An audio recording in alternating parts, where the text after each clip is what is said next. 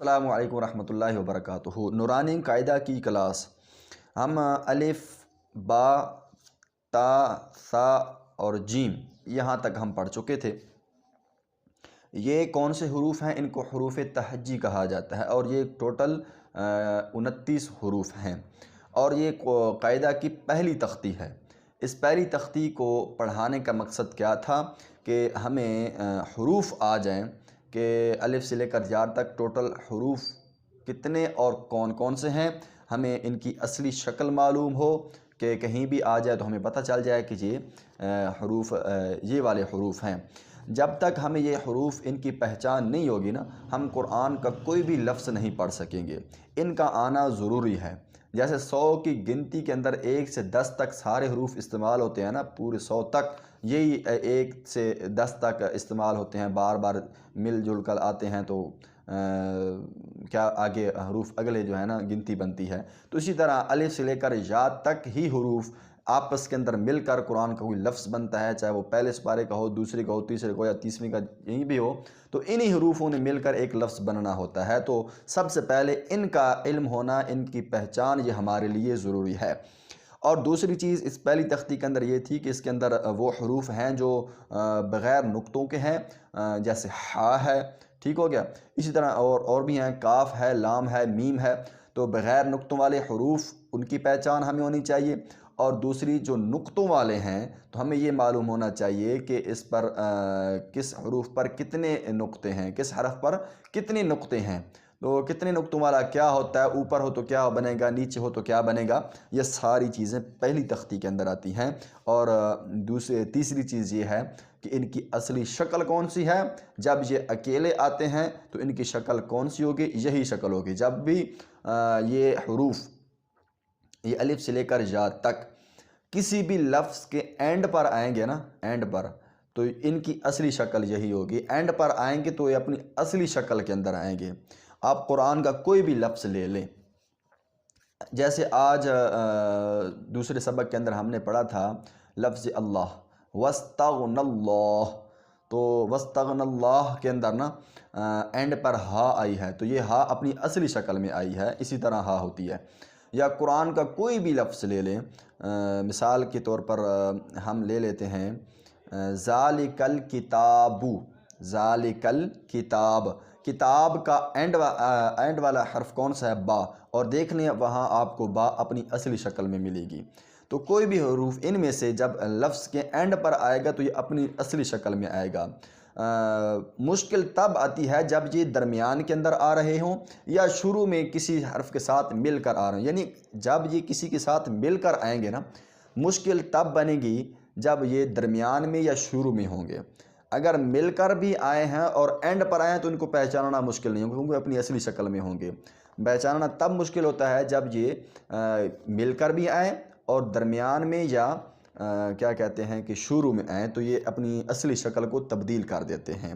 یا تو ان کا شروع والا جو اوپر والا سرا ہوتا ہے وہ لکھ دیا جاتا ہے، یا درمیان والا کوئی حصہ ملا کر ان کی شکل تبدیل ہو جاتی ہے۔ یہ آپ کو اس نورانی قاعدہ کی دوسری تختی کے اندر ان کی دوسری شکلیں جو ہیں نا وہ پتہ چلیں گے کہ یہ جب کسی کے ساتھ مل کر آتے ہیں تو کیا ہوتا ہے، یہ کس شکل کے اندر آتے ہیں۔ تو یہ دوسرا آج کا دوسرا جو لفظ ہمارا ہے وہ ہا ہے۔ ہا جو حلق سے ادا ہوتا ہے، درمیانی حلق سے۔ حلق کی 3 قسمیں ہوتی ہیں، تو ایک حلق کا جہاں ہمارا یہ زبان کی جڑ شروع ہوتی ہے، جہاں ہمارا اوپر چھوٹا سا کوا جو ہے نا لٹکا ہوتا ہے، تو یہ درمیانہ حلق ہے، اور یہاں سے آواز کو رگڑ کر ہا کو ادا کرتے ہیں۔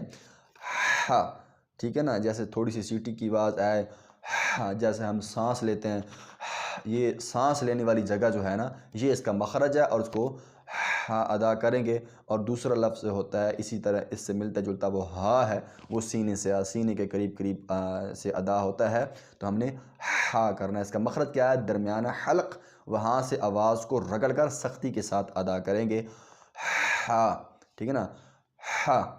تو یہ پہلے اتنی بھی زیادہ بھی یہ نہیں کرنی، بلکہ ہا تھوڑی سی نکلے، اس کے بعد اپنے حرف کو آپ نے ادا کر لینا۔ یہ ہا ہے، اس کے بعد خو ہے۔ تو میں کوشش کروں گا جو ہماری اگلی تختی ہے نا، اگلا سبق جو ہوگا اس کے اندر میں حروف تہجی مکمل ان کا ذکر کر دوں، مختصراً ان کے مخارج، یہ ادا کہاں سے ہوتے ہیں، ان کو پڑھنے کا طریقہ کیا ہے، ایک ہی سبق ریکارڈ کروں گا، اسی کے اندر یہ ساری چیزیں آپ کے لیے ذکر کر دوں گا، آپ نے وہ سبق ضرور سننا ہے۔ اس کے بعد ہم جائیں گے اگلی تختی کے اندر۔ اگلی تختی وہ امپورٹنٹ ہے، وہ بہت ہی ضروری ہے۔ اس میں یہ تو ہے کہ آپ کے لیے مشکل ہوگا کہ جب یہ کسی کے ساتھ مل کر آتے ہیں تو ان کی شکل کیا ہے، اور سب سے بڑی چیز کہ دوسری تختی کا مقصد کیا ہے، دوسری تختی پڑھانے کے بعد کتنے عرصے تک اس کو پڑھائیں اور کب تک پڑھائیں۔ دوسری تختی اتنے تک آپ نے ختم نہیں کرنی جب تک یہ پوری تختی بچہ پڑھ نہ لے اور ایکسپرٹ نہ ہو جائے، اور اس دوسری تختی کے بعد پھر آپ بچے کو قرآن کا کوئی لفظ دکھائیں اور پوچھیں کہ اس لفظ کے اندر حروف تہجی کتنے استعمال ہوئے ہیں۔ جیسے ہم دوسرے قرآن والے سبق میں پڑھ رہے ہیں نا، میں کوئی بھی لفظ دیتا ہوں تو اس کے حروف آپ کو بتا دوں، اس میں فلاں فلاں حرف ہے، تو یہ فلاں فلاں حرف تب آپ کو پتہ چلے گا جب آپ نے نورانی قاعدہ کی دوسری تختی پڑھی ہوگی، ہمارے بچوں نے دوسری تختی پڑھی ہوگی، تو تب جا کر ان کو معلوم ہوگا کہ اس لفظ کے اندر فلاں فلاں حرف ہے۔ مثال کے طور پر ہم کیا کرتے ہیں کہ کوئی بھی لفظ ہم نے دوسری تختی مثلا پڑھ لی ہے، ہم شروع کرتے ہیں اور ہمیں پتہ چل گیا کہ دوسری تختی کو کیسے پڑھتے ہیں، ہم نے مکمل ایک مرتبہ کر لی ہے۔